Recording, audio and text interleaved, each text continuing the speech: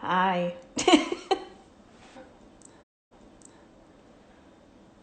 Hales is here. Hi, Hales. Miss you.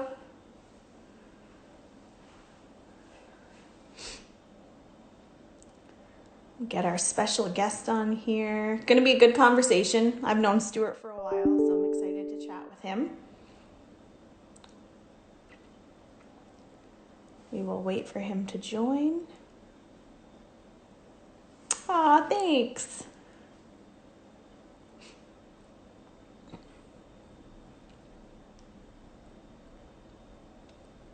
Hope everyone had a nice Easter weekend. Long weekend. Although, let's face it, this whole time it's just like an extended long weekend. All right, I see our special guest has just joined. We'll wait for him to join our chat. Hey, Alicia. Okay.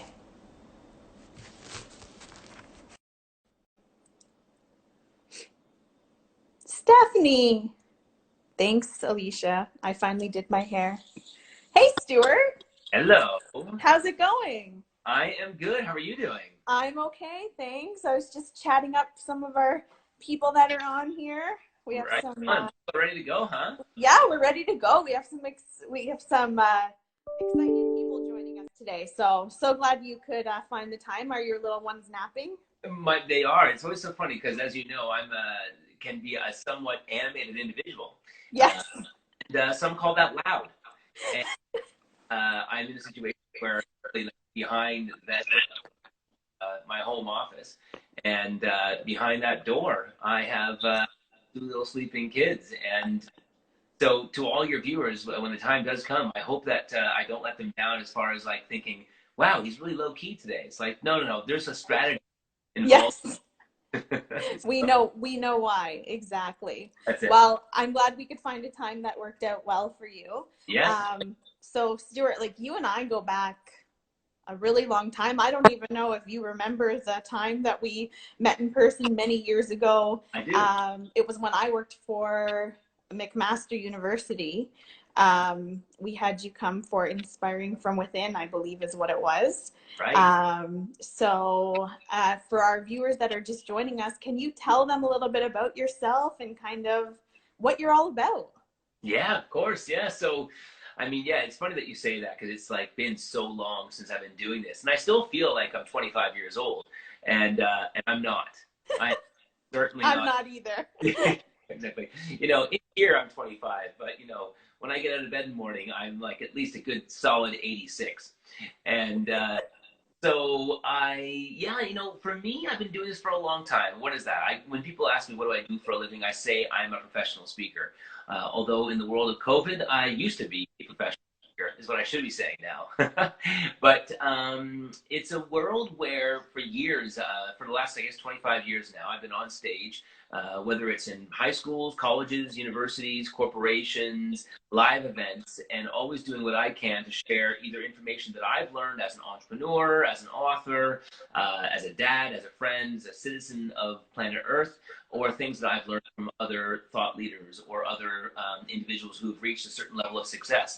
And I combine all of that, as you know, into a presentation that is meant to inspire through humor and through comedy, or sorry, through theatrics and through all kinds of, I guess, highly animated messaging so that the individual doesn't feel like they're being left to, so that they can actually sit back and have a laugh, maybe, make fun of themselves a little bit and have some fun while learning the content that I also try to deliver. So that's basically it. Yeah, I've been doing it now for over 25 years. Like I said, spoken to over 1 million people in that time, and I can't believe that anyone ever wanted to listen to me. Well, I mean, you've certainly, like I said, it's been years since I had the opportunity to, work with you, and I never forgot you. So I was so excited that you were willing to do this. And when we were discussing back and forth, like, what could we talk about? It was you that suggested, this idea of powerful conversations, Yeah. which is one of your, I mean, correct me if I'm wrong, it was one of your first kind of talks that sort of evolved. Yeah. So can you kind of tell our audience a little bit about this idea of powerful conversations? You know, it's funny. Somebody asked me this the other day, and it's interesting because I almost never get asked that question. And to be asked two times in like the 2 days is really kind of quite ironic.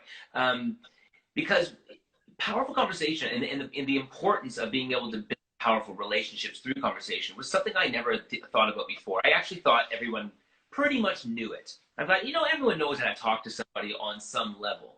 And so I used to produce a musical downtown Toronto called I Decide.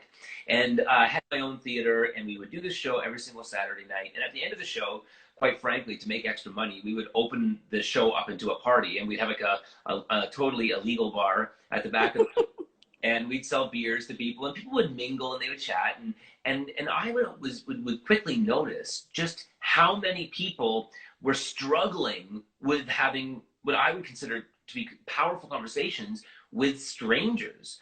So I would invariably say, "Oh, Crystal, you meet this person, and John, you meet this person," and I would be putting it together, and they would be awkward and they would be fumbling, and I think to myself, you're an educated person, you're well traveled, you've got a good job, I know you've got a good personality, I know you're not suffering from any kind of panic attacks or anxiety, so why are you struggling so much with connecting with other human beings? It made me start realizing that we as a species, at that time I was thinking of this is probably almost 20 years ago, have not really been taught A, the importance of creating powerful conversation, and then B, how to actually do it.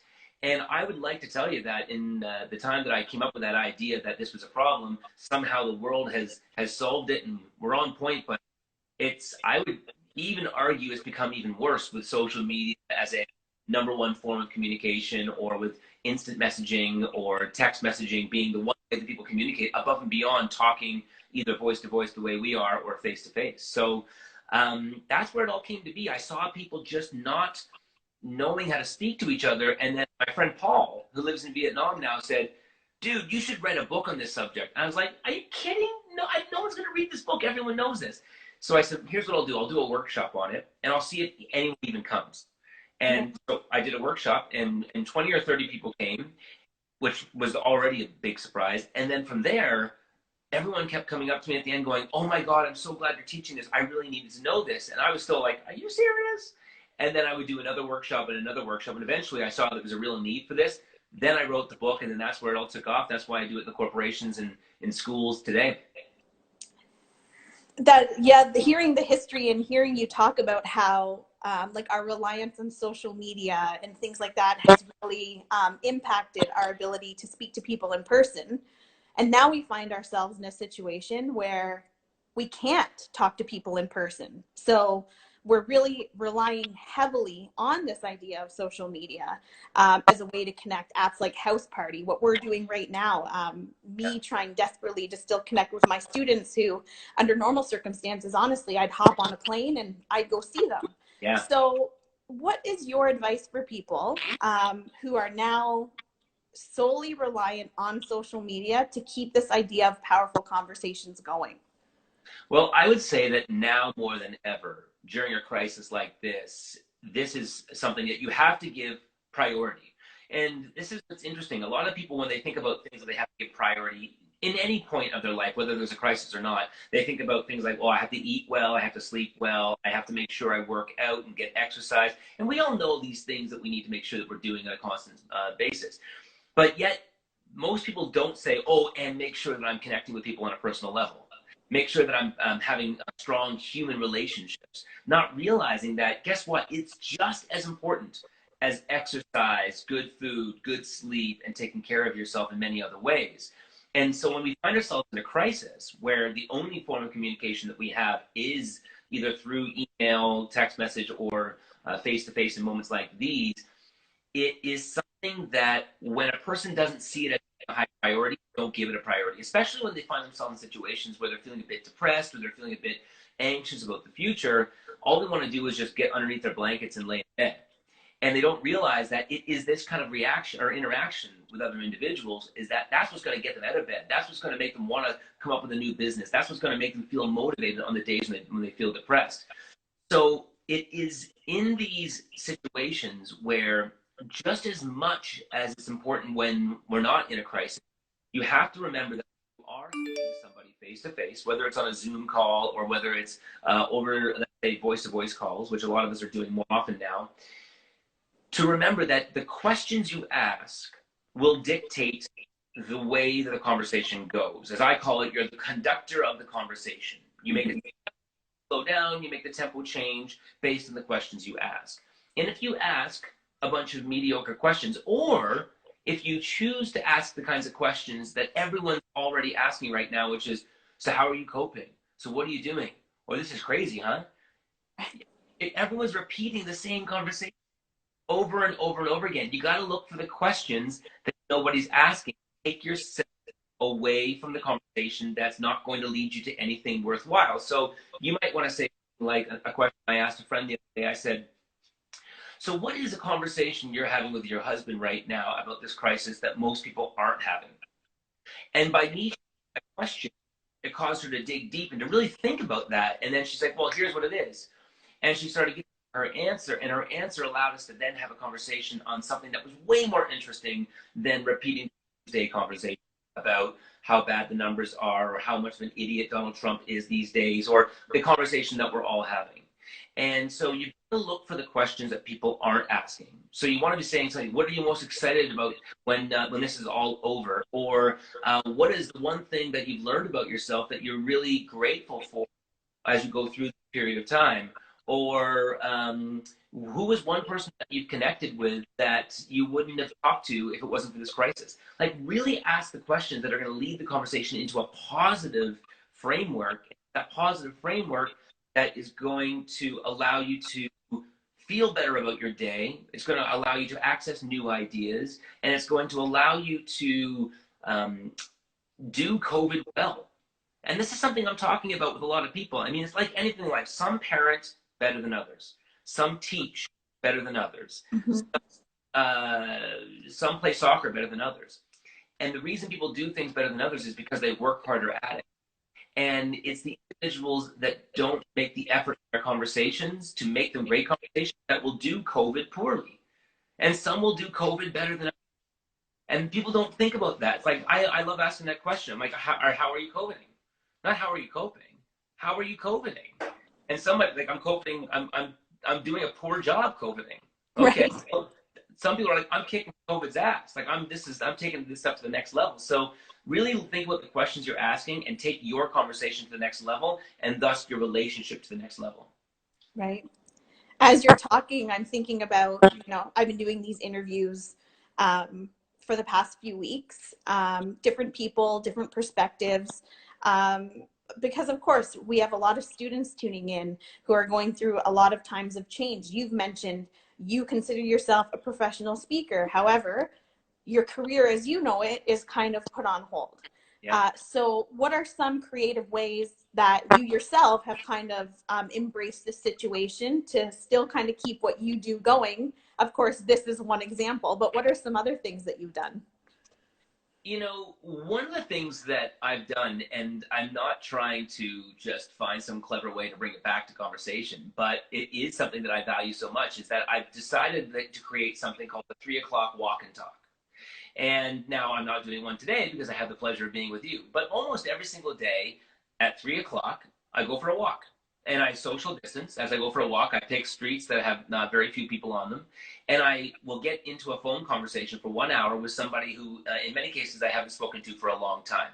But I'm very specific in the people I choose. I choose people I admire, people who I know, who I think are smarter than me, people who I think are more successful than me, people who I just really think are going to help me raise my game. And I go for a walk with them, and I start asking them the kinds of questions that I was just talking to you about a couple of minutes ago. And it's through those conversations that I start getting ideas.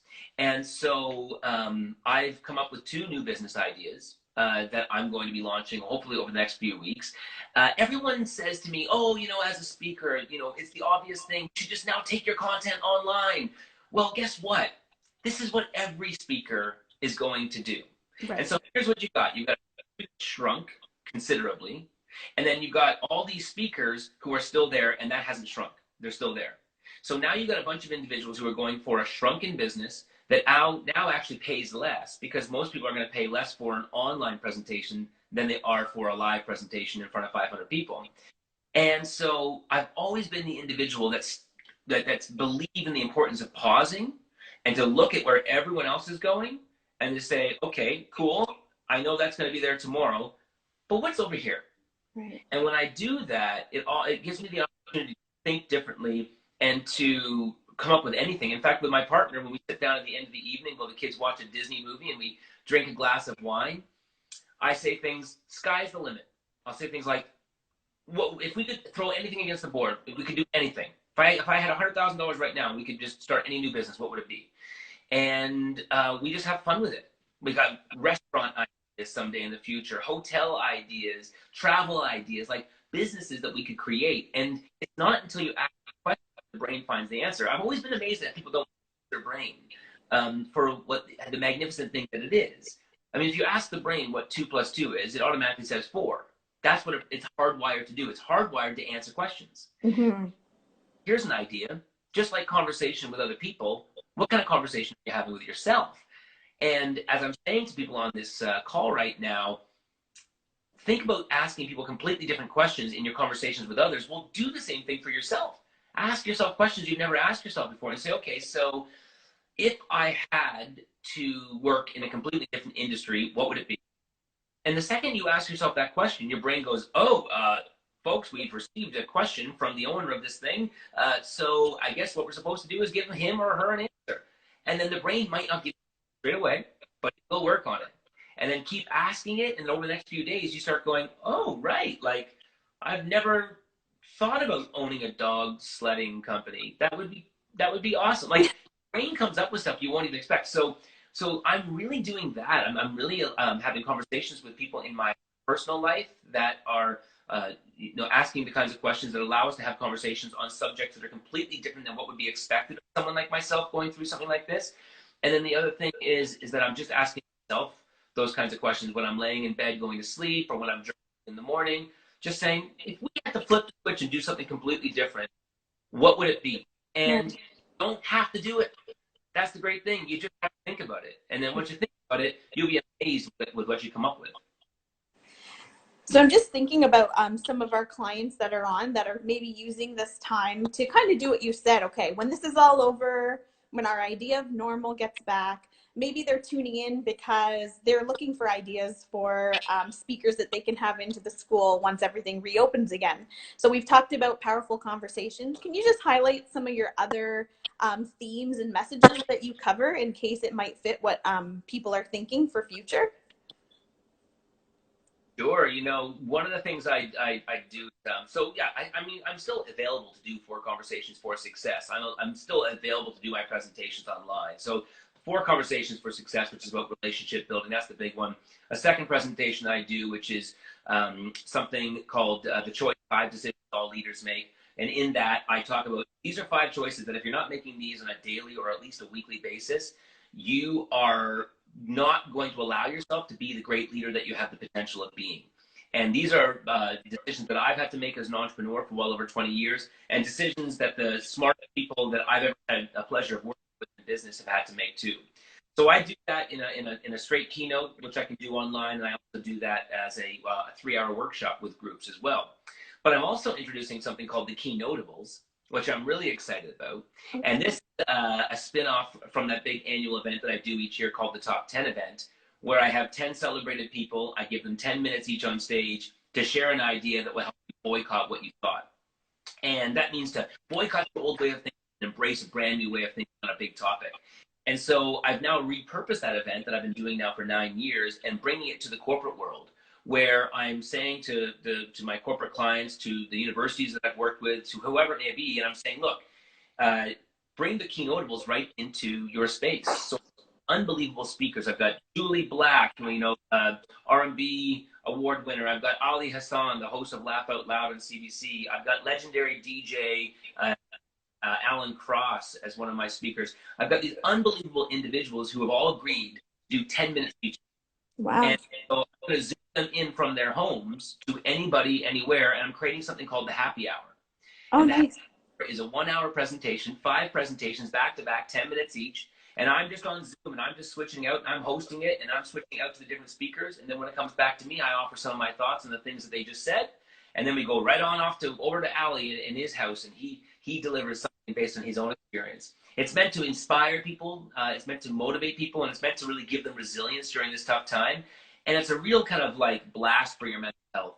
It's like a, hey, you know what? Get out of the funk. I know this sucks right now, but this is something you need to think about. And if you do, it'll completely change the way you cope it. And so those are the three big things I'm doing. And then I'm launching a brand new business, which I can't get into now only because I'm still working it out, but I'm excited to launch it. Just put it this way, I'm going to create the biggest conversation on planet Earth. Okay, that's so cool. So if anyone's listening, and if you have any questions for Stuart, go ahead and type them in. I'm going to ask you two more questions from me, Stuart, just while we're seeing if people have any questions. My first one is, you've given us a lot of great advice, so that's awesome. But if you had like a final thought, a last nugget of advice or inspiration for people to get through this time, what would that be? I would say you need people. I mean, people hire us and fire us. They promote us and demote us. They listen to our ideas. They don't. They fall in love with us or they don't. They want to be our friend or they don't. They want to be part of our network or they don't. People, since the history of time, have been the backbone to every good thing that's ever happened in your life, whether it's a job opportunity, whether it's a friendship opportunity, whether it's a travel opportunity. And so let people be your baseline. And so reach out and connect with people every day. As sorry, my battery was going there. That's okay. I make that just as important as drinking water, as getting good sleep, and as making sure that you watch Netflix. Okay, it's got to be up there in your list of things to do. And so and don't just connect. Don't just be like, hey, how's it going? This sucks, and have a misery conversation. Have a conversation that's going to allow you to connect with them in a meaningful way, and those people will be your team to get you through this. So connect with human beings. That will be one of the most important things you can possibly do. Awesome. Perfect. And for all of the stuff that you've talked about, and if people want to reach out to you for some of your virtual workshops that you're offering, or just stay up to date on this new exciting things that you're working on, where's the best place for them to do that? Where can they find you? The easiest place is stuartknight.com. Okay. STUARTKNIGHT.com. All my links to my Instagram, to my LinkedIn, to my Twitter, my Facebook. Follow me, connect with me on LinkedIn. If you haven't picked up on it, I love people. I'd love to connect with all of your people who are watching this right now, and to be able to kind of keep on taking that conversation further. That's awesome. Well, I really, really, again, appreciate you taking the time. I'm glad the nap time worked out perfectly. That's awesome. Yeah, for everyone watching, again, big thanks to Stuart Knight. Thank you all for watching. We're going to be back again next week. Stay tuned to see who our special guest is. Stuart, I know once this is all over, we'll see you all over. So thank you again. I really, really appreciate it. Thanks, Krista. It's a real pleasure. Okay, thanks. Bye, everybody. Take care.